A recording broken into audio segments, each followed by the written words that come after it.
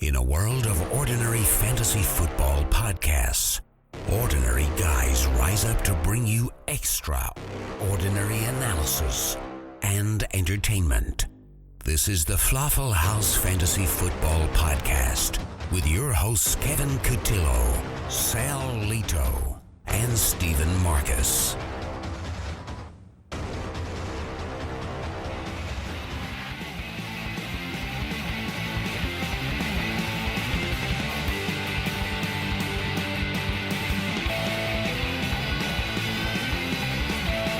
Good morning, good afternoon, and good evening. Today is Tuesday, November 22nd, and this is the FLAFFL House Fantasy Football Podcast. I'm excited tonight, guys. We have someone with us. So, obviously we have Steve Marcus here. What's up, Steve? I am here, as always. We have happy to be here. As always. That's right. Yep. As we have Sal Lito again. It's about time you're excited to have me here, Kevin. Thank you. I'm glad to hear it. I am excited to hang out with you tonight. This is going to be a lot of fun because we have someone else, Sal. Who do we have with us? A good friend from the Fantasy Life app, Mr. Trade Fantasy himself, David Olivares. How are you, Dave? Hey, Sal. How are you tonight? Thanks for having me on, boys. I appreciate it. You got it. Go ahead, Steve. Welcome in properly. I was going to say happy to have you here. We had to talk before we came on about how to do this properly, and 3 seconds in, Steve screws it up. Kevin, you're right. It's been Steve all this time. I told you it was Steve. It's all Steve. Steve's always the problem, and he's always here, so we don't know how to fix it. But Dave, I got it. I'm sitting back. I'm sitting back in this one. Damn it, sitting back. Thanks for joining Welcome us, to the Dave. podcast, Dave. My pleasure, boys. I'm glad to be here. I'm sitting in a car out front of my in-laws' house right now, freezing. What'd you do wrong? What'd you do wrong? Did the in-laws put you out in the car already? I think I married their daughter. I don't know, but I'm out in the car, and I'm just happy to be here, man. I'm excited, so I look forward to this. Awesome. This must be why you called and were like, "Hey, can I come on the podcast tonight? I'm not doing anything." Yeah, it was really weird. The begging got a little, uncomfortable, but. So we have Dave here. We asked him on to be on tonight because obviously he's the resident trade expert for the Fantasy Life app. His name on the app is @TradeFantasy. You can also follow him on Twitter as @TradeFantasy, and I'm pretty sure you can go to his website, TradeFantasyFootball.com. So Trade Fantasy in the name, and that's why he's here because obviously the trade deadlines are coming up. Most of them are this week for most leagues. Some dynasties and some other leagues may have later deadlines, but I know Falaffel's deadline is tomorrow at noon, guys. Who's working on deals? I got one done yesterday. I'm not working on deals. Is that the same deadline for Junior? Because I think me and Slime Sucking Hogs pulled one off this morning, actually. He sent it to me late, and I'm pretty happy with it. Landed Theo Riddick, Brandon Marshall I'm not so thrilled about, but we know what he can be. God willing, but it was a move I had to make. I was sitting there with Procise with a shattered fibula or something crazy like that, so I had to make a move to get another running back there. Can't roll with James White, so I don't know if it's the same deadline. I haven't had time to look. 'Cause I'm in too many leagues. I think I'm in like 12 this year, which is me too. Yeah, it's down. That's down. I quit a few to get it down, and here we are, just in this disaster of life with 12 leagues. So, Steve, you're our resident commissioner for all three leagues. For those of you who don't know, obviously, I think we've talked about it several times here, but Falafel is a relegation league. There are 3 tiers. We have Falafel, the original, which is the one that Steve, Sal, and I play in, along with 13 other individuals. There's Falafel Junior, which is the next league down, which is a 14-team league, I believe, at this Correct. point. And then we have Falafel Embryo, which is a 12-team league. So lots of players, and the loser of each league goes down to the lower tier, and the winner of each league moves up to the higher tier. Obviously, if you win the Falafel Original, you get the lovely trophy, which Steve has defiled. So, Someone's going to be getting that sweet trophy this year. That's for sure. Yeah. What did you do to it? I'd rather not know. That's for the new recipient to find out. I might win it, and I don't want to know that. So, Steve, is Trade Fantasy's deadline tomorrow as well? Yes, all 3 leagues trade deadline is the same exact time. Says Good 9 stuff. a.m. Pacific tomorrow morning. Yeah, mine clears at 7 a.m. I'm done dealing. I've done a bunch of crazy, ridiculous deals. And that's the thing about it, too. I love it. That's why I am Trade Fantasy. That's why I started TradeFantasyFootball.com. That's what I'm all about, is making the deals. And these people that go into their leagues each year and they're like, I'm not going to trade this guy no matter what. That's ridiculous, man. You do whatever it takes. You go all in to get that win. And if you're not winning at all, then what's the point, right? So that's the way I see it. But I'm done dealing. No midnight deals or anything crazy going for me tonight. Not up. You're not going to be out in the car wheeling and dealing. No, I'm sure Jacob Niner will be twittering me or something with some crazy stuff. I don't want to hear it, Jacob. Thank you though. Hey guys, while we have Dave on, let me bring up this. You've heard me talk multiple times on the podcast about the 32-team dynasty that I am a part of on the Fantasy Life app, and that is the Fantasy Junkies Anonymous. And the commissioner of that league is none other than Mr. Trade Fantasy himself. So, Dave, what has that been like this year? Because I know for me, just being a part of it has been an absolute grueling process. So, running that league, what was that like? Flat out nightmare. Just trying to get it together, trying to get 32 people that are down for a 32-team IDP dynasty. I mean, just an absolute mess. Our boy Gigi, Mr. Mendoza there, was supposed to be my co-commission. I ain't even seen the dude. I don't know where he's at. If he's still on the app or what. I might Yeah, tag if you him see when him get off before this we call. do, let him know we're also looking for him as I'm well. gonna go down to Miami and find this guy or wherever he's at, man. I don't know, but so he's been very little help, but it's cool. It's an adventure. It's that's the thing. I love fantasy football. We only have so much of it every year, and then I go into this dark, deep depression, and I crawl into holes like FLAFFL and seek shelter. And around February time, and it's just something different. There's a reason you don't do a 32-team team. For instance, if I may, Sunday, whenever they played football, I was elated to see one Andre Roberts take a punt to the house because he's my wide receiver 3. You think about that. That's something else right there. Well, let me tell you about this. When we drafted that league, I came out of there looking pretty. I had my 3 starting wide receivers in a 32-team dynasty were Alshon Jeffrey. We know what happened with him. Eric Decker. We know what happened with him. And that left me with one healthy one, Michael Floyd, who has pretty much sucked on a regular basis. So I really was walking around, my chest puffed out, and right now it couldn't be more concaved. One final tidbit to put it in perspective. I currently own Dancing with the Stars Calvin Johnson in that league, as well as sitting on my couch, a very nice couch, mind you, Roddy White in that league, just in case they might decide to come out of retirement and join the Patriots or somebody crazy to get that ring. You never know. That's crazy. That's too much for me. Too far. Yeah, if it falls apart, I'm all right with that. Yeah, that's a lot of work and definitely a lot of players. I don't even know how you guys keep that straight. I'm not really. I couldn't do it. So, but as we mentioned, the trade deadlines for most ESPN leagues coming up, most leagues in general coming up this week. So let's talk a little bit of trade strategy as we get people prepared for their deadlines, which as they're listening to this is probably coming out within a few hours. So one thing I wanted to mention, obviously Dave writes for FLAFFLHouse.com. He's our resident trade expert, as I mentioned at the top of the show. You wrote a piece this week about favorable playoff matchups. When you're getting this far down into the waiver wire, is that kind of what you're looking for? Are you, obviously if you're in the playoff hunt, you got to be keeping those week 14 through 16 matchups in mind. Is that your main basis for trades, or how do you go about your targets? Well, with any deal, whether it be a fantasy football trade or whatever the case may be, whether you're bartering a fish for a beer on the street, which has happened before, mind you, there's got to be demand. Is that a live fish or a dead fish? It doesn't matter. I'm kind of curious at this point. I think it was like Gordon's frozen fish. All right. So dead, allegedly. But so many people come in with trade questions. They're like, should I trade this guy for this guy, and why? I love that question, right? Yeah. Or what can I get for X? I don't know, man. Who needs X? Let's start there. Find somebody who needs what you have to offer, and start from there, and you'll see what you can get. That's for sure. So rule number 1 with trading, and setting out on my rules of the trades, no matter what time of year it is no demand, no deal, period. That's all there is to it there. And then secondly, this time of year, as far as the deadline goes, creeping up with us, in Falafel Junior, we have hours before the deadline.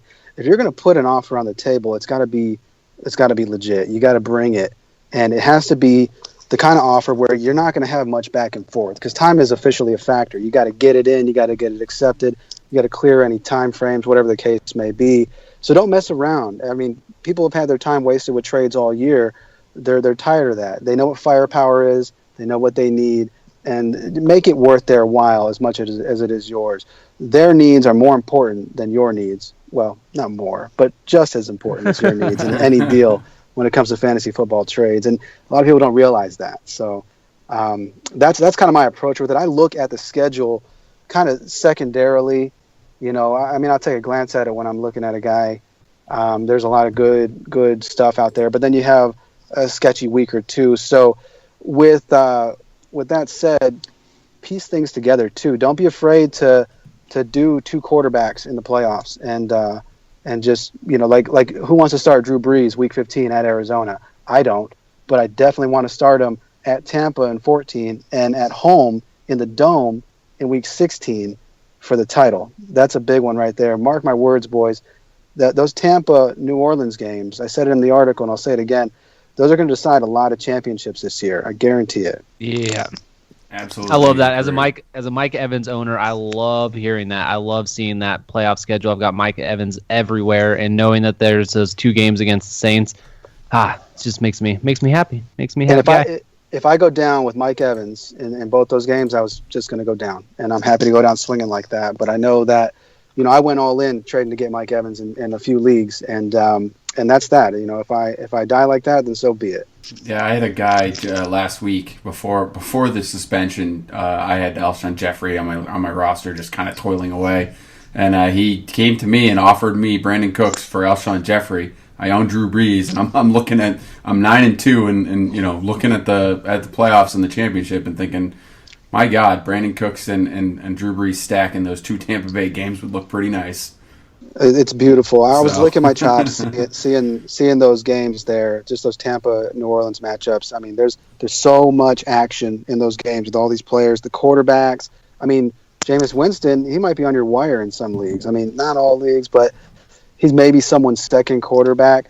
If something happens to one of your quarterbacks, or you've been starting some bum all year, Jameis is a cheap target. That's someone he can definitely be had. And New Orleans at home, at Dallas doesn't scare you. You don't love it. I think they're kind of middling against the pass. And then at New Orleans, there's going to be some fireworks there. So, I mean, Jameis Winston should be on your target list if you're in need of a quarterback, but you don't want to spend a bunch. Maybe get him thrown in on the back end of a deal as kind of a sweetener maybe.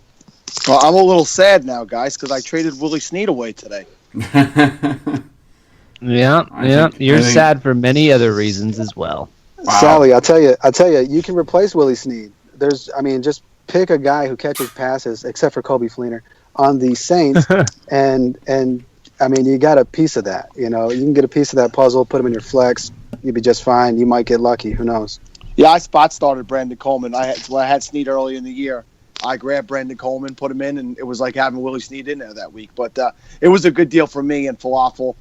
With Brooksy, I got Kelsey back, and I've been playing without a tight end essentially all season. 16-team league and a really low ball tight end, and it's been a thorn in my side all year. So it was actually a good trade. I felt for both sides. So, Mr. Snead, I appreciate you. I love your hair, but I'll take Kelsey. All right, so we obviously have reached out to our Fantasy Life app following. We posted a message on the main page today to ask for some questions for Dave and for the rest of us here regarding trades. For those of you who don't know, you can follow Steve on the Fantasy Life app as @SidSkeet. You can follow Sal as @Sal33, and you can follow me as @WallyCentral. As we mentioned, Dave is @TradeFantasy. Reach out to any of us, tag us in any questions you have going forward. But we reached out, asked for questions, and we got a lot of them. Pretty good response today, so let's dig into some of these. First one, obviously, we gotta give a shout out to our buddy Jay at One Little Indian. He's also a member of the original FLAFFL League, although he is a replacement player, if you want to call him that. But he wanted to know, Dave, do you target players with an easy schedule, or do you just go after the talent you like? So obviously we kind of answered that, but I like to give Jay a shout out because otherwise he gets real pissy in the chat. So. Yes, smart move. I like it. At Busy Designer wants to know, is it a bad move to try and trade for a player that you know someone else is trying to trade for? So obviously a little bit of an ethical question there.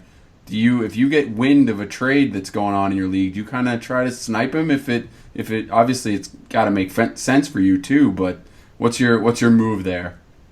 I think it's all fair, If you get wind of something, good for you getting wind of something, And it's easier to get wind in a place like the Fantasy Life app.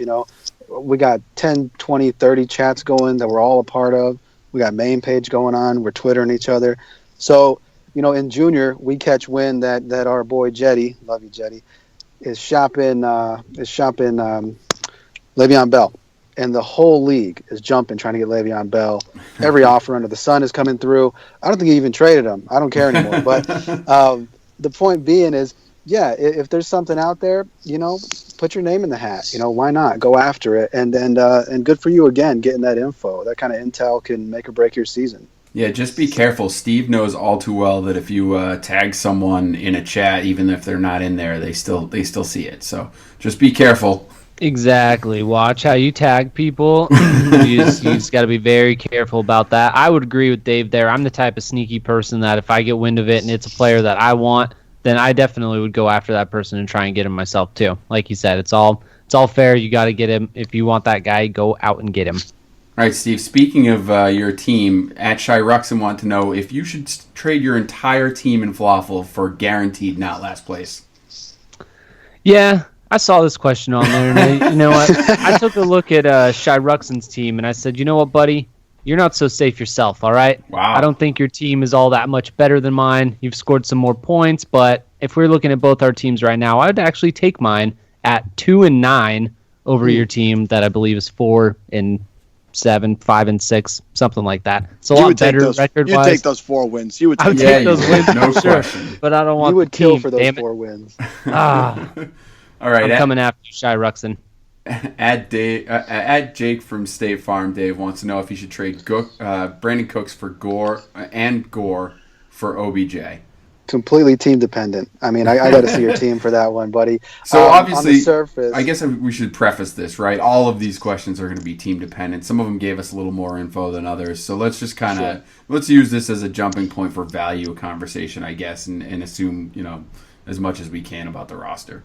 Sure. So, I mean, just looking at it on the surface here, Gore, let's assume this guy has another running back he can plug in, because Gore, you weren't really drafting him to be one of your guys. Hopefully he started out as your flex and developed into your pretty good RB2 this year, I think.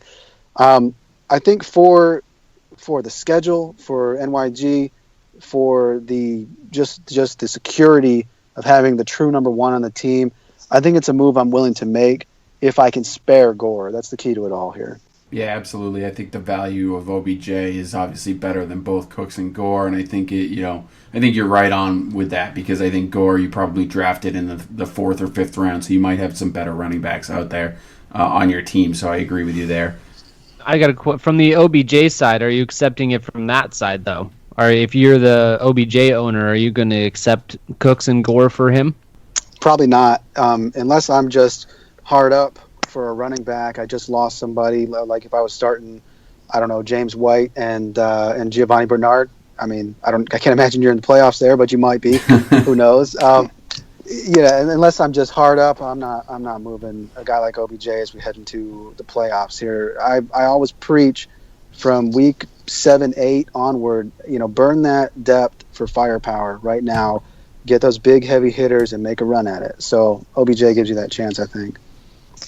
Not a bad piece of advice there as far as burning the depth. That's something a lot of people don't realize. They hold on to those handcuffs and those the bench guys for far too long. When if the second you're in the playoffs, you can start moving those guys. Obviously, the key handcuffs you want to keep it, but I think you can move on from a lot of the depth if you can get some big pieces. Good point there. Sal, at Yesser, wants to know if Tyrell Williams is enough to get Eifert. The current owner who has Eifert lost.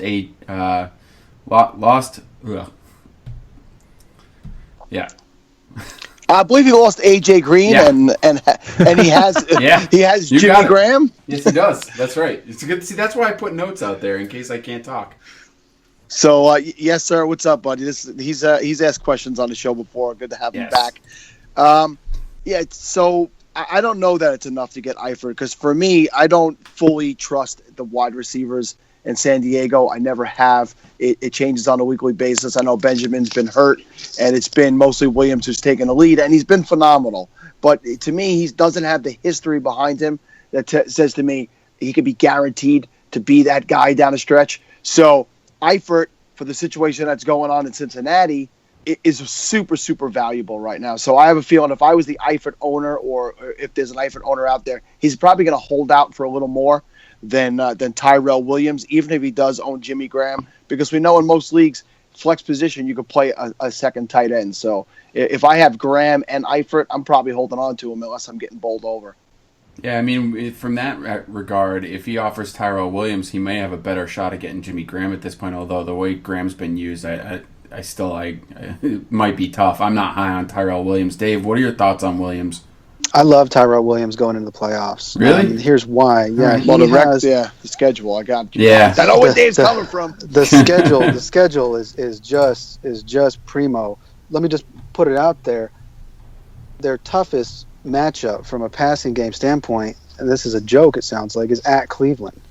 I mean, it's ridiculous. I'm sorry, not at Cleveland. I misspoke. Cleveland is second to last. They're pretty darn bad. They've got Cleveland, they've got Carolina, and they've got Oakland. So Carolina, I misspoke, is their bad matchup there. And I mean, they're the 8th worst in the league as far as passing yards allowed. Tyrell Williams is someone who I've got plugged in as my flex in as many leagues as I can.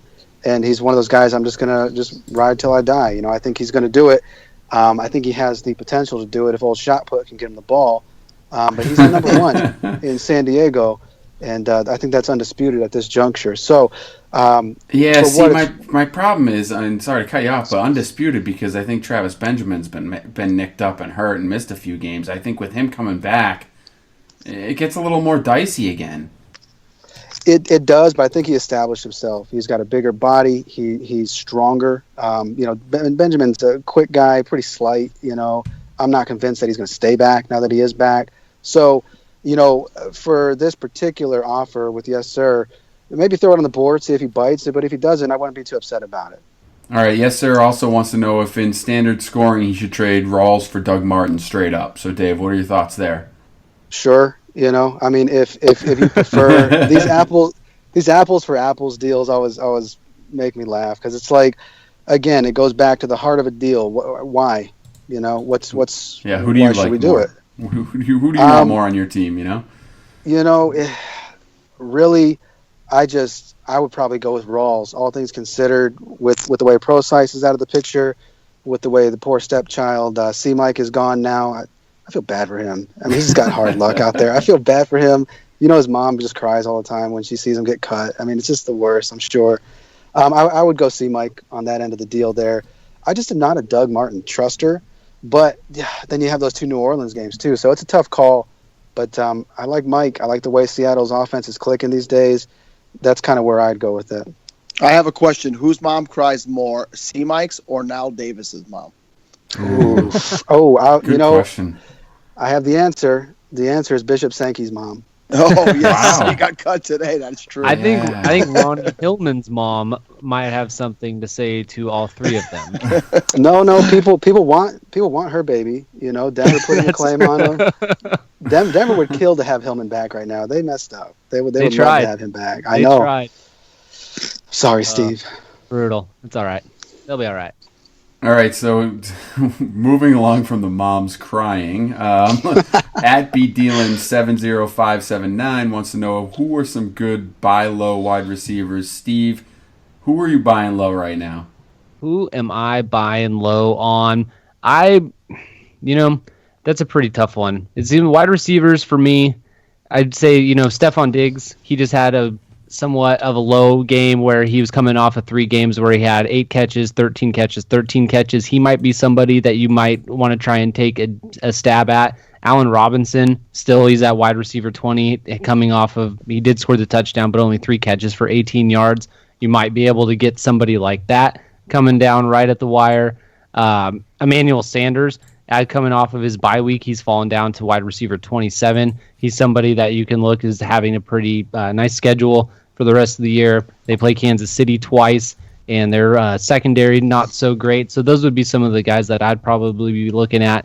I think you missed the chance to get Sterling Shepard. He's come off the bye week huge, and that's probably going to continue. So those would be the type of guys that I'd be looking for. And then the biggest one, I guess, would be DeAndre Hopkins. I would still be trying to acquire someone like him, even though he hasn't had the type of production.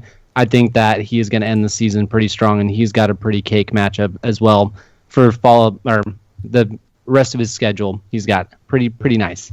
Hey, Steve, how about a guy like Alshon Jeffrey? He'll be coming back for the playoffs. It's not very nice. Wow. Talk about that. Yeah, that's I think that was kind of rude. That wasn't But, good. I'm gonna throw one out there just to add him into the mix here. Kelvin Benjamin, excellent schedule for the playoffs. At home against San Diego, at Washington, at home against Atlanta. Nothing scary there. He has not clicked the way that he should. He's been that kind of 10 to 12, maybe 15 kind of player of late. Put up a stinker on Thursday night recently here. So, he should be relatively cheaper than he should be, realistically, given what he can be in that offense and the kind of schedule he's got coming up. So, Kelvin Benjamin, cheap target for me. Let me ask all of you guys your opinion on this. He's neither one of these wide receivers are looking good in Detroit right now, but how about Golden Tate? He did not have a good game this past week after having a couple of decent games. He has the Saints coming up. He has the Bears coming up. He's got a matchup with the Giants and the Cowboys, who have both been okay. It's Golden Tate, a guy you could probably almost get for free at this point. Would you grab him, at least put him on your bench for the possibilities of those matchups? I got to think if he's on the wire, I'd go get him. He's probably not. I can't imagine he is. But, that's a player that I would kind of sneak in the back door without tickets. Just, hey, all right, I'll do this deal with this guy, but, throw in Golden Tate and you got a deal. And you might just get him. Maybe see how he develops here in the next couple of weeks. He's been coming on of late. So, yeah, not someone I'm specifically going out after. I'm looking for my playoff strategy is big, high-end receivers, go all out, figure it out with running backs. That's kind of how I go about it. But Golden Tate, solid flex target, I would say. I agree with the schedule. All right, so we will. I tend to agree with you there, Dave. I don't know that. I don't know that he's a target for me. If you get him for nothing, I'm on board with it. But let's keep moving along here through some of these questions. At Huskies 658, would Ingram and Michael Thomas be enough for Dez Bryant, Sal? Oh, that's an interesting question. So I think that it did start to look for a while there like Thomas was becoming the number one guy in New Orleans. So it's very possible that it continues to take place. We'll have to see how that unfolds. But Dez Bryant has really, the last few weeks, just gotten so in sync with Dak Prescott. I always, come right out and say he's got the highest touchdown. I said it right this time, Kevin. Highest touchdown upside of any wide receiver in the NFL, in my opinion. So I think what people are going to be scared away from is that Thomas is a rookie and that Ingram is now sharing touches and not even fully healthy.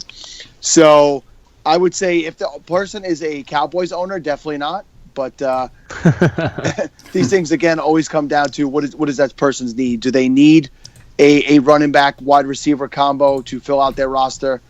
Me personally, I would hold onto Dez right now because I just think that Cowboys are clicking on all cylinders, and I think that he is the absolute go-to target outside of course, Ezekiel Elliott. So let me ask you this, Sal and the other guys. Are you starting to get worried about any of your Cowboys from a clinching perspective and whether or not they rest guys down the stretch? Dez obviously been injured a little bit this year. They have a 2-game lead, I think, in the conference. So well, I'll tell you right off the bat that I think, based on the attitude that they've taken of not wanting to change things with certain players in certain positions, and then not as far ahead as you think, because the Giants have the advantage and wins with them, and they have to play the Giants again, and they play all the teams in their division. I do think that the other teams will get closer to them, so I don't think that is a scenario that's going to come up. But if it does, I have a feeling they play it out, because they're so on this don't change anything strategy this year that I think that they just keep things going the way it's been going. I also think that it's pretty important for them to try and keep home field at all costs. I think that they want to make sure the playoffs go through them. They do not want to have a scenario where they end up having to go through Seattle late in the playoffs. So I think that if it's close at all, I think they'll keep trying to do whatever they can to make sure that they get that. My point exactly. I was going to bring up the home field advantage, but as far as that whole scenario goes, at the most, I could see Alfred getting some more touches, some second half touches after Zeke tears him apart. But yeah, I'm not overly concerned, but it's a valid question, in a lot of scenarios here. But I think we're okay with this one. Perfect. All right, so let's keep moving along here. At Nadler wants to know if he's looking to make a trade with Matt Ryan. Should he do it if Kirk Cousins is his quarterback going forward? We'll ask Steve this one. So basically, the question comes down to: are you comfortable with Kirk Cousins as your starter the rest of the season? I mean, he's done a lot to make you have a lot of confidence in him so far. He's QB8 heading into Week 12, but you look at his schedule coming up. He's got his next 3 games are on the road. And so heading into this season, his road home splits were not very good, although he has had very solid games this season on the road in Detroit and Cincinnati back-to-back, throwing for 300 and then 458 yards. That was the London game. But his next 3 games are against Dallas, Arizona, and Philadelphia. Those are some pretty solid defenses. And then Week 16 is at Chicago, who has had, their defense is kind of starting to fall off a little bit, but it has been much more solid than people were giving it credit for at the beginning of the season.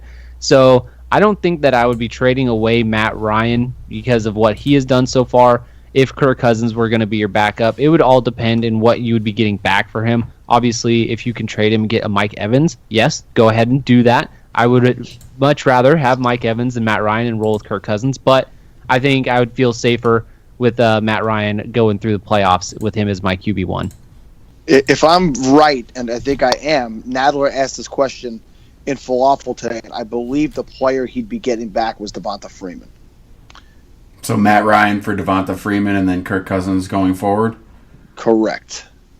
I mean, if that's the case, I'm not opposed to it, to be honest with you. I know Matt Ryan has been pretty damn good, currently ranked QB3, but Kirk Cousins not far off at QB8, and you guys know how much I hate Cousins, but I like running backs better, so I probably wouldn't be opposed to making that deal. All right, at ex-Captain Jack X wants to know, Dave, Moncrief for Russell Wilson. He's got Moncrief as a flex, and he also has Jordan Howard and Devontae Adams. So he's starting Stafford right now, and the Wilson owner has Eli and Dak, so he thinks that guy can make a move. Would you make that deal? Yeah, I think I would. If you're flexing Moncrief, and you can plug in Howard or Devontae Adams, they're kind of in that same league, especially if Luck's going to miss time this week at the very least. I can't imagine he's got that big of a headache to miss the next week, but you never know with these concussions. So, yeah, that's a move I'd be happy to make. Moving a quarterback is tough, because there's so many viable options out there. So moving for a quarterback is always an interesting move for me.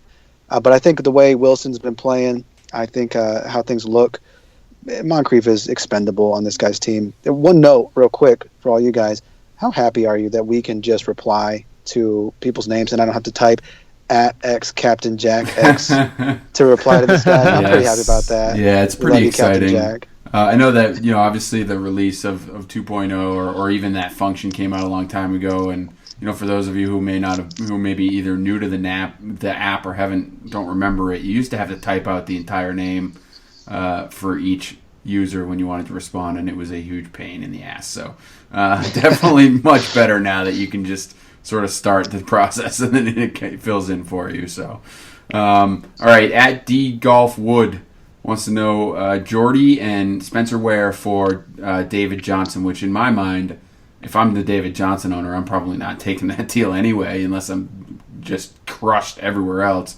This guy's wide receivers, if he was giving up Jordy, would be Allen Robinson, T.Y. Hilton, and Demaryius Thomas. So he's got some depth there to afford giving up Jordy. He also has Rashard Matthews, I guess I should say. So, Sal, what's your thoughts on this deal? You agree with me that if you're the DJ owner, you're not taking it, but... Yeah, I definitely agree with you, because to me, he's one of like 5 players I'm not trading, period. And he's probably one of the top 2 that I'm not trading, period. But if this is an offer that's out there and a person's entertaining it, I absolutely move those 2 guys for David Johnson. I think he'd be fine at wide receiver. Robinson, while the yardage was down this week, I believe he has touchdowns in 4 straight games. So junk time is alive and well in Jacksonville. T.Y. Hilton has been a very steady low-end wide receiver 1, at worst high-end wide receiver 2 this whole season. And the guy, Demaryius Thomas, who I go on about all the time, is the most underappreciated elite wide receiver in the NFL. If he was playing, if he was playing, it's not easy to say that as a Raider fan. It's not easy to say that, but if he was playing with any one of the wide receivers, even if he was playing with Eli Manning, he would be a top 5 wide receiver on a weekly basis, guaranteed. And Rashard Matthews has been unbelievable over the last 6 to 7 weeks. 6 touchdowns in his last 7 games, and in the games where he didn't have touchdowns, he had great reception and yardage totals. So I think this guy has the depth to make that move. It's just a matter of convincing the guy to make the deal. At Murphy9159 has Lamar Miller, Spencer Ware, Matt Forte, and of course Fat Rob and Rashard Jennings. He wants to trade one of them to get Brandon Cooks in standard. Are any of these guys worth giving up for Brandon Cooks, Dave? Yeah, absolutely. I got to keep up with these nicknames these kids come up with. Fat Rob, I assume that's R. Kelly? Yeah, that's his own nickname. He gave that to himself. His own nickname. That's a great one. Cool. I'm going to go by Tall Dave. All right, so Fat Rob. Yeah. Fat Rob's the guy I'm trying to ship, coming off that big, huge game he had Sunday night in that ridiculous wind bowl they had going on there. If you can convince somebody to come off Cooks, who didn't come off a big game himself. He did all right, but caught a couple balls, but nothing special. Yeah, that gets you a piece of those coveted playoff matchups, against Tampa. And I think if you can do that, then absolutely. Jennings ain't going to cut it. I think that's clear. I'd rather kind of keep Ware just for the guaranteed touches. Same goes for Lamar Miller. And I like Forte coming down the stretch here. So I would try Fat Rob. If you can get that done, that's a done deal. At Noah Myers 3717, Steve, is Brandon Marshall worth buying low at this point? I would say so. I think Dave mentioned it earlier in the show here, but I do agree with talent. I think that Brandon Marshall has, he's not having the season he had last year. We all knew that wasn't going to happen, but I don't think anyone thought it was going to be as bad as it's been this year. But I am one of the guys that believe in the talent. Ryan Fitzpatrick's already been named starting quarterback for the Jets this week, so I'm hoping that helps a little bit. At least he's going to get volume. He's getting targets. That's a huge deal. At least he's getting looks. The ball is being thrown his way. He's not always catching it. It's not always being thrown well, but they are targeting him. So he is somebody that I would be targeting, someone that you could probably get for pretty cheap, and you might be able to sell one of these guys. You might be able to trade a Fat Rob for him because of the game that he just had and Brandon Marshall coming off the bye week. So, yeah, I do like Brandon Marshall still going forward. I agree with you. It's I'm in New York, and it's a lot of talk about the Jets on the radio right now, and they're just flat out not mailing it in. I'm pretty sure they are aware that they don't have a shot at the playoffs and they're not going anywhere. But Todd Bowles flat out said, "I don't give away jobs unless you earn it." And Petty's not ready. Maybe he'll have some more time later in the season, but he's looking to get wins. He's a second-year coach, and he doesn't want to just mail it in and have a 4-12 season. They'd like to finish as close to 500 as they can. So I believe things are going to remain the same way that they have remained. And what I mean by that is the offense and trying to win, hopefully not as poor as it's been. And he's a buy low. I guess on a schedule, what Rob Kelly's schedule is the rest of the way, I think I might keep him over Brandon Marshall personally, but I could understand buying low on Brandon Marshall right now. Is it possible in any way, shape, or form that Ryan Fitzpatrick plays well down the stretch after the bye week, coming back, maybe kind of regroup? Is there any sense that he, gets some of that magic back from last year? Nobody jumping that one. Don't all answer at once here. I was out on the Jets when I saw Fitzmagic get off the couch, and he had just a beer belly.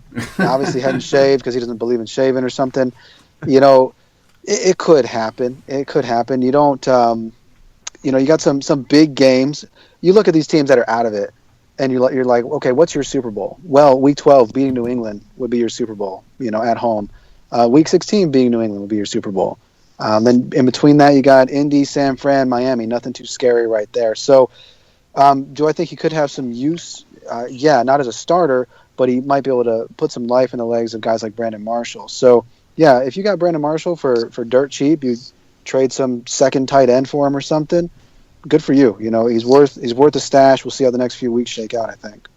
All right, so let's continue on here. This is an interesting one just for me because I feel like we get these kind of questions a lot. At BlackSpice28 wants to know if you should trade Ware, Miller, or Ajayi for Cooper. But he's already got Evans and A-Rob. The reason I say that this is interesting for me is I think on the app we get so many questions where you ask if someone asks if they should trade a couple of guys for a stud wide receiver or something along those lines. And you say, all right, well, who's the rest of your team? And then you find out they have two good wide receivers already. And you're like, what are you doing?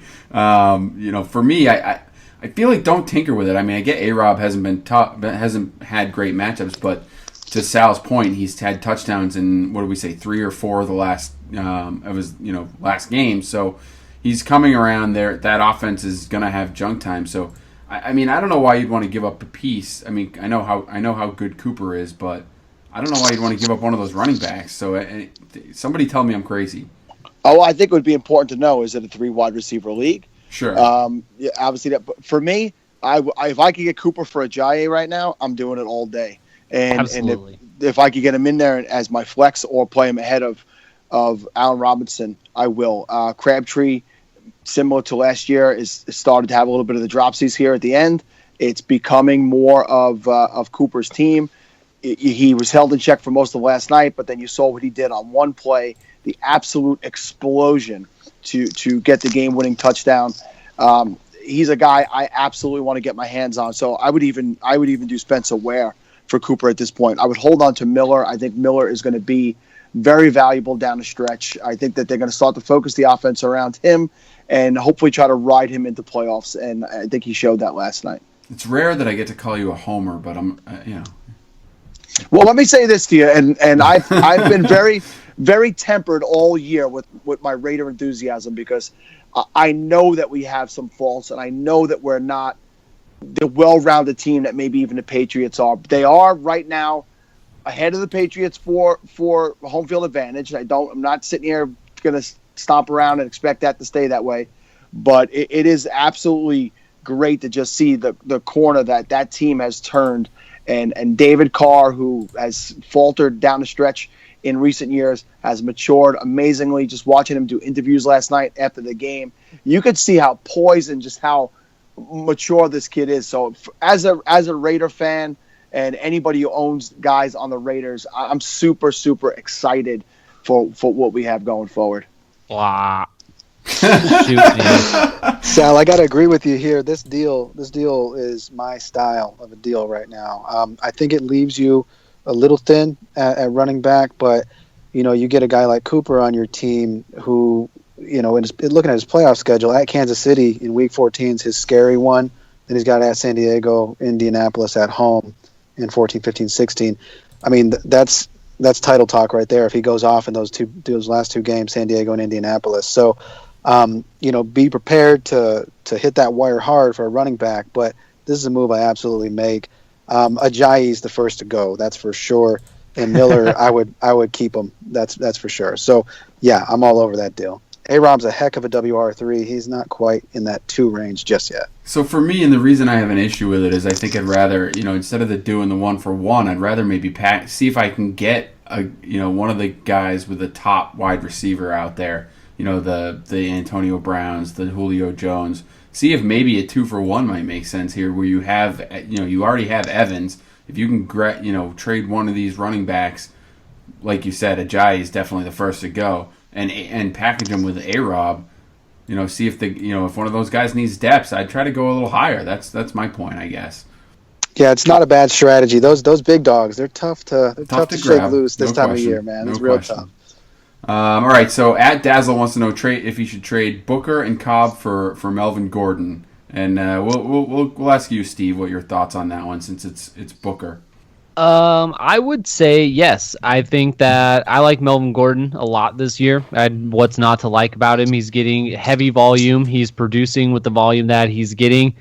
We've seen Booker be a little dinged up already. We've seen Capri Bibbs come in and get some looks. We saw today that the Broncos were trying to claim Ronnie Hillman, bring someone in, which might lead to believe that they don't really know if they can rely on Booker for that heavy volume load. And then Randall Cobb, just a lot of options on that Green Bay offense, and they aren't clicking like they have been in the past years. So I would definitely try to trade Booker and Cobb and see if I can get Gordon back. If I'm the Gordon owner, I'm not moving him after going through the bye week. I'd be holding on to him because I like everything that he's been doing so far. So I would absolutely try to make the trade. Not sure if the Gordon owner would accept it. Fair enough there. At Shoney Your TDSS. Obviously, that is a play on the Show Me Your TDs. Would like to know Phillip Rivers or Kirk Cousins for the rest of the year. Dave, what do you think there between the two? We'll make this one quick. Phillip Rivers' playoff schedule is just vastly superior. Cousins isn't exactly scary, but those dream matchups for the Chargers in the playoffs does it for me. I just stand pat here. Perfect. At Taco Time wants to know Starks or Rashard Matthews for the rest of the season. Obviously, as we've mentioned several times, this team needs here when you're talking wide receivers versus running backs. But Sal, what do you got between those two?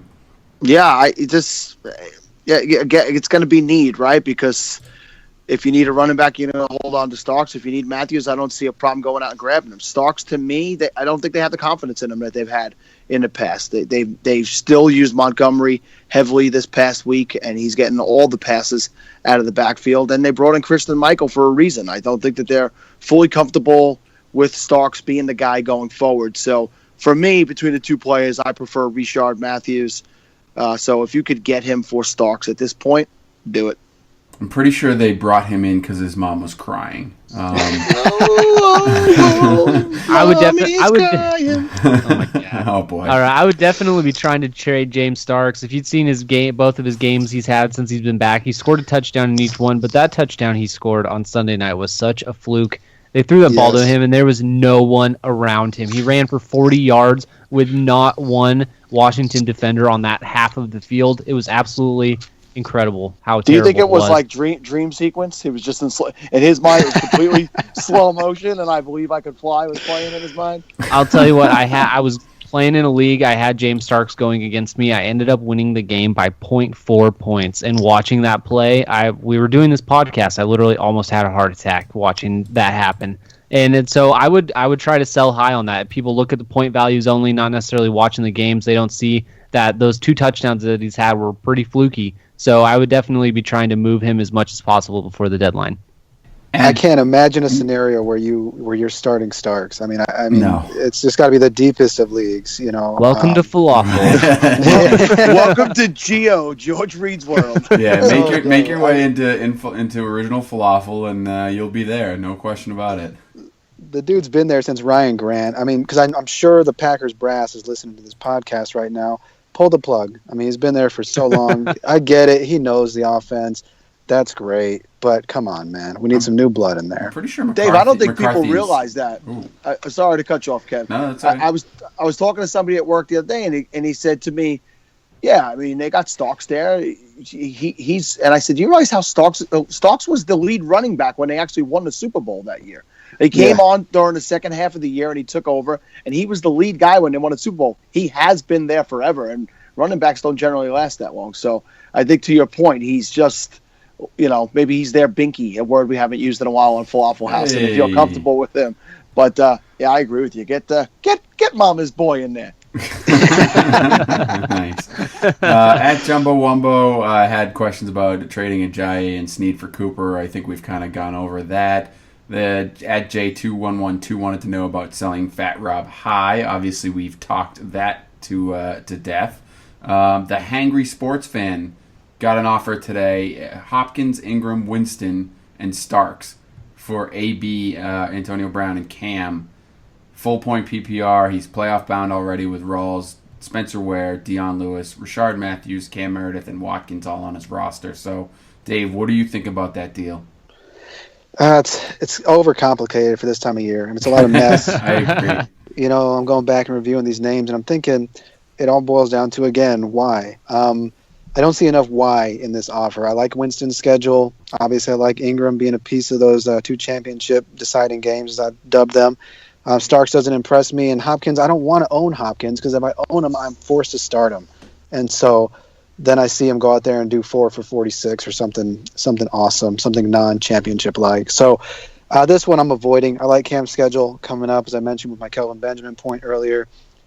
You don't want to be buying into depth right now. You want to be shedding depth 3 weeks ago. So this is something I'm passing on. It's funny. I couldn't agree with that more. Yeah, I was saying, it's funny you bring up the Watkins thing. I think that's what we were saying about him early in the season too, right? I don't want to own him because I feel like I'll have to play him. So, all right, at JG0426 wants to know if he should trade Ware or Ajayi and Moncrief for Mike Evans and PPR. I think it's pretty clear based on what we've been talking about so far tonight that you guys would make that deal. Anyone disagree? No, get Evans on your roster. Evans is Yep. top 4 wide receiver this year, no doubt about it. I've had a buddy just made a trade offer to me for Evans while on doing this podcast tonight. No. Did you chuckle? Did you give him a little chuckle, a little smiley face laugh emoji with tears coming out? Was it a valuable offer? He offered me Tyler Eifert and Allen Robinson, and I said, I won't be trading Mike Evans anywhere. I own him just about everywhere, and I'm keeping him. I'm keeping him everywhere because I love him. Do you have a Mike Evans poster on your wall? It's actually a fat head, and it's above my bed. Does it talk to you? See if we're going to get so many championships, buddy. Steve, I got an idea. How about you focus on a podcast while you're on the goddamn podcast, buddy? Hey, I'm here, man. That's what Dave's here for. I'm Dave's not here, man. No, I'm just here because I got kicked out of the house. I'm freezing in the car right now. So that offer is terrible. I'm so sorry that happened to you today. I'm really sorry to hear that. Oh, man. Nice. All right, so at Hefback wants to know, he's got a guy whose team is apparently on life support because he lost Andrew Luck. He offered him Carr and Gurley for Lev Bell. Do you think it's fair? Dave, go ahead.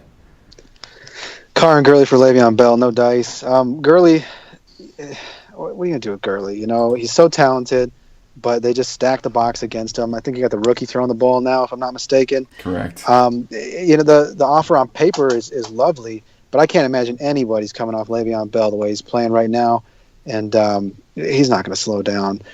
Fair is always relative. This is not fair, unfortunately. It's not going to get done. All right, so at Wilmasick, we're going to go with Wilmasick. He really just wants to know whether or not he should target A.J. Green at a low price at this point. Dave, are you making any offers for A.J. Green, maybe in leagues that are keepers or that you're just kind of feeling out the price, that kind of thing, in case he comes back for a week 16 or 15 or even earlier maybe? Well, last reports are good news. It's only a slight tear. Yeah. What?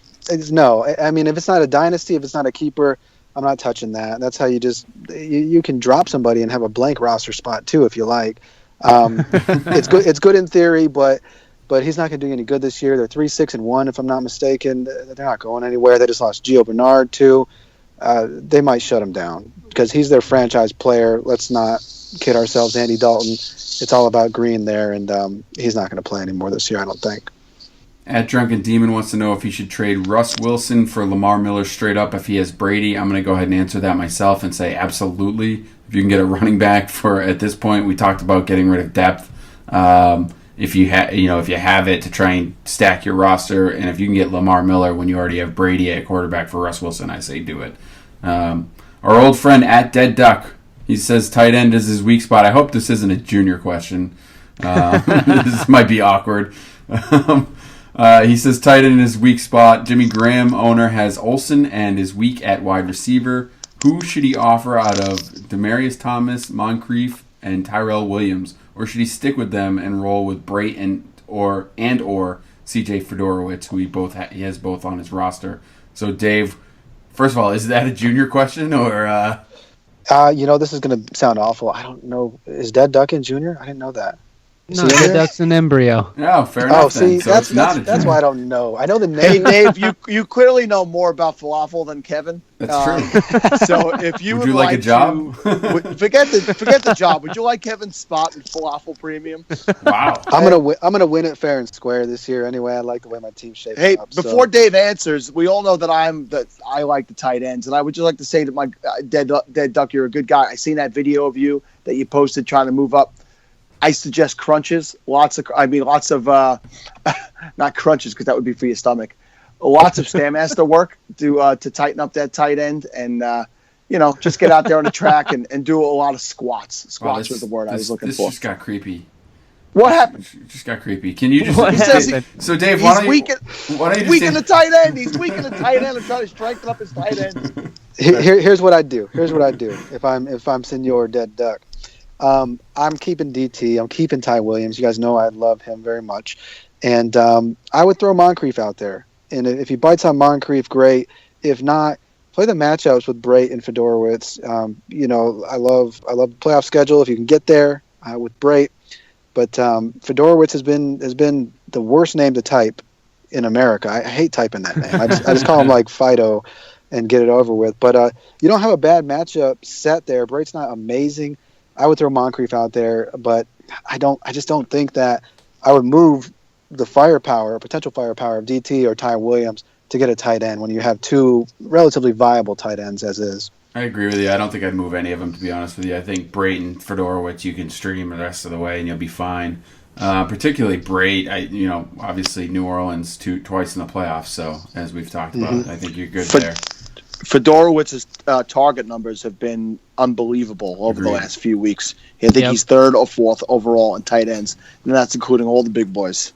And I would like to say that Darth Paikai has started, instead of typing out Fedorowicz, How do you say that? Is it Peachy? It is Darth Paikai. Steve said it correctly, yes. He just calls him Fancy Hat because it's much easier to type. So, CJ Fancy Hat.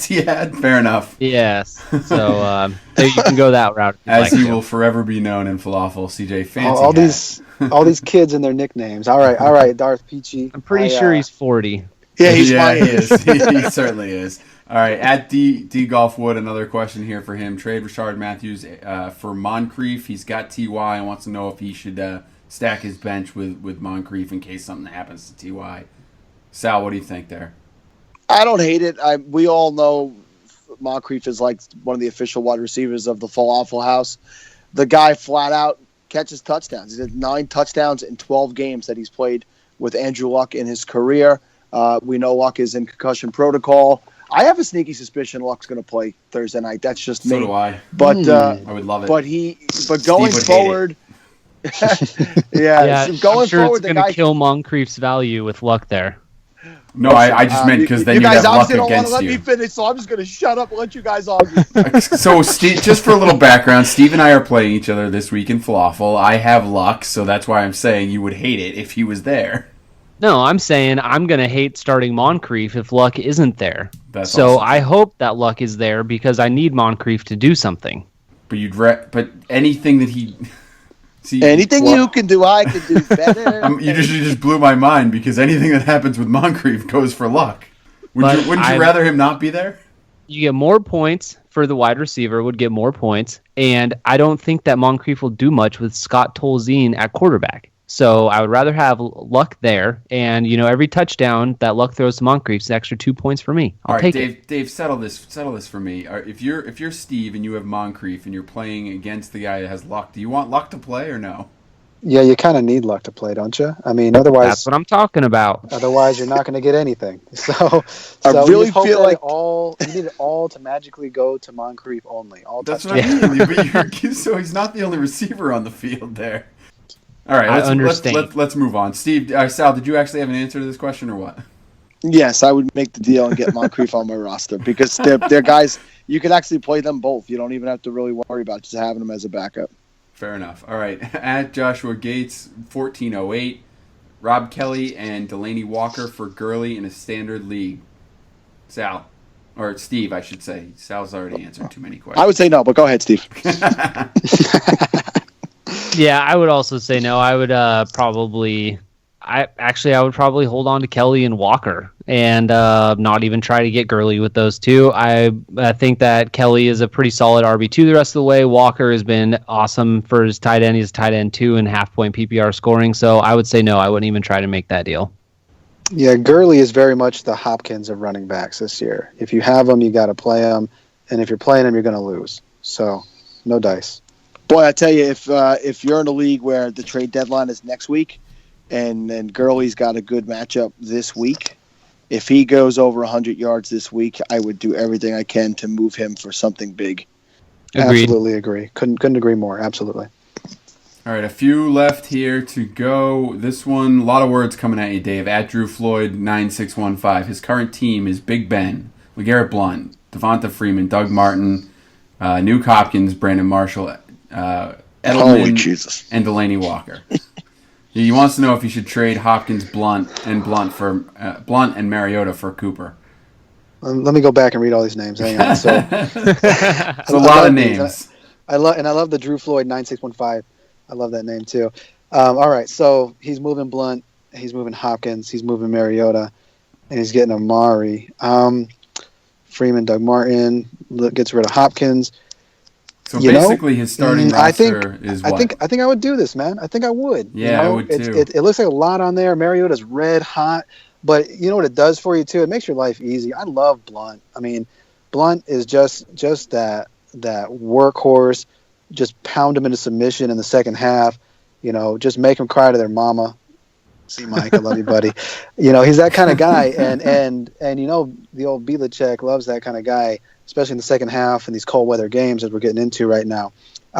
Cooper, you know, we've already talked about how much we love him going forward here. I think it's good. It takes the guesswork out, so you're not having to toil over it. You're not forced to start Hopkins. You're really the only thing you're missing asset-wise on a week-to-week basis of what you would have to start would be Blount. So yeah, this is a done deal for me. I go get Cooper. Perfect. All right, at Murphy 9159, Spencer Ware and Forte for Rashard Matthews. He's got depth at wide receiver with OBJ, Crabtree, and Adams. It's a standard league. Steve, what do you got there? I would not trade either one of those wide receivers or running backs for Rashard Matthews. I think both of those guys are far too valuable. Rashard Matthews has been nice over the last few weeks, but that type of production usually does not tend to last throughout the remaining 4 or 5 weeks of the season. So I would be holding pat, sticking with Spencer Ware and Matt Forte. At Mintberry Crunch wants to know his team. He's got Rodgers, Ware, Martin, Julio, T.Y., Fitz, and Walker. He wants to know if he should add Dez. I'm going to go with no. I think you're good. If you can get him for something, I mean, I don't know. What are you going to trade for him that's going to work out, in my opinion? Sal, what do you think? Yeah, the only guy, he would maybe take Fitz's spot, but who are you moving for him, like you said? So for me, with Fitz as the wide receiver 3 on that roster, I'm good with that roster. If somebody wants to hand me Dez, great, but we don't know what his bench looks like, so it's so very hard to answer this question and see what he has to trade from. So he's not needed on this team. All right, that about does it for the Fantasy Life app questions. We want to thank Dave. How do you say his last name, Sal? Olivares. Nailed it. Nice. We want to thank you for coming on the show tonight. It was a great time. We appreciate you coming on to help us out. As I mentioned, you can check Dave out. He is at Trade Fantasy pretty much everywhere, right? Yeah, branded everywhere. At Trade Fantasy on the Fantasy Life app, at Trade Fantasy on Twitter. You can get to my website, which that reminds me too, real quick plug. This time of year, I'm not working that chat religiously, you know, during office hours like I do pre-trade deadline. So if you got a pressing question, hit me on Twitter, drop me an email on my website, tradefantasyfootball.com, and I'll always get back to you there within 24 hours. So you have that going for you too. Quick shout out to our dear friend at Geo. I see him in my chat answering questions tonight. So Geo, thank you. You're a faithful and true friend. I appreciate you, buddy. Listen, we actually have a policy on this show to not thank Gio for anything. So if you could, I guess I ain't coming back. I'm so sorry. We're gonna have to start over. Actually, yeah, we're just gonna have to. Yeah, we'll cut that. We will edit it out. But thanks a lot for coming on the show. As we always do, we give a finishing thought. You gave all your plugs already. So Dave, why don't you just give us something quick, something else you want to talk about? Yeah, something else I wanted to bring up was as your season is winding down, don't be afraid to jump on DraftKings and jump into the league that we have there. It's the Fantasy Life app, DraftKings league that we have going on there. We have some stuff going on, it's low-level sort of games. But, as the season ends, we tend to disappear, and you know how the app can be in the off season. It kind of dries up. Just a way to extend things into the actual NFL playoffs and keep the community rolling. So jump on in there if you need any help finding it. You know where to find us. I've been in there. I've been jumping in them, Dave. I don't think the last one filled up. They're never going to fill, man. We're trying to get them to fill. We need like 24 people for this next one, so we're trying, man. Keep get in there. They're reasonably priced. I think he does $1 and $2 leagues, and the top 2 to 3 wins. So it's like Dave's saying, it's just something to keep it going, keep the juices flowing. All right, Steve, finishing thought. All right. Well, thank you, everybody, especially Dave, for coming and hanging out in the Falafel House tonight. If you would like to follow us on Twitter, you can find us at Falafel House. You can search for our page on Facebook, like it there, at Falafel House, and on Instagram. And you can also check out our website, falafelhouse.com. You can find articles written by Dave Olivares and other people, such as myself, and Brandon, Beatapoo, and Jay, One Little Indian. All kinds of good stuff. So go check it out. Search for Falafel all over the internet and just like everything you find. Speaking of Brandon Beatapoo, shout out to him. He took down Zick on Zick's picks on the Basement Sports Report podcast where I came up a game short. He unseated the champion. So big shout out to Brandon. Good job doing that. We don't usually praise you because you usually don't earn it. But I want to give you that. But to everybody who's listening, we have not mentioned it at all. Happy Thanksgiving to everyone. Enjoy your time with your family and appreciate everything that you have. And thank you to everybody on the app, all the good friends that we've made. It's it's like a whole new family that we all have now, and it's been a ton of fun. And that's pretty much it. Overdose on football on Thursday, boys. Set a spot for me, Sal. Beautiful. Thank you so much, boys. I really appreciate you having me tonight. Yeah, no problem. We want to thank Dave for coming on one last time. And I just want to, my finishing thought, Sal clearly stole what I was going to say. I was going to say happy Thanksgiving to everyone. So instead, I'm going to call Sal out here because it is now Tuesday night even, and I do not see a Patriots hat anywhere in his Twitter profile. So, Sal, you better get on that because there's going to be some hell to pay coming soon. I'll say this right now. So by the time that this podcast is released, that picture will be up. I'm going to do it as soon as we hang up. I will go take that picture, and it will be up on my Twitter of me wearing a Super Bowl champions Patriot hat, no less. Fantastic. You owe me a full week, buddy. So until that picture gets up, Steve, hit the button.